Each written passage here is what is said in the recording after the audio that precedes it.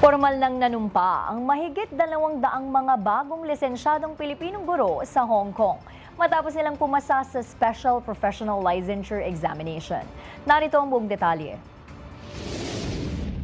Matapos pumasa ang mahigit 200 Pilipinong guro sa Special Professional Licensure Examination o SPLE for Teachers, formal na silang nanumpa sa DMW OWA OFW Global Center sa Hong Kong sa pangunguna ng Department of Migrant Workers kasama ang OWA at iba pang ahensya ng gobyerno. Ayon kay DMW Secretary Hans Leo Kakdak, patunay ang tagumpay na ito ng tatag at dedikasyon ng mga overseas Filipino workers, lalo na ng mga kababayan nating domestic workers na nagagawang isabay ang kanilang pag-aaral sa trabaho. Sa kabuuang 528 examinees, 200 at 90 ang pumasa na may overall passing rate na 54.92%.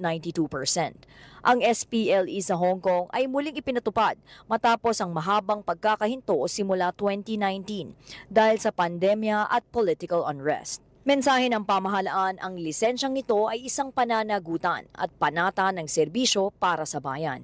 Para sa totoong balita sa Bagong Pilipinas, Nadj Miravalles para sa 13 sa tanghali ng Congress TV.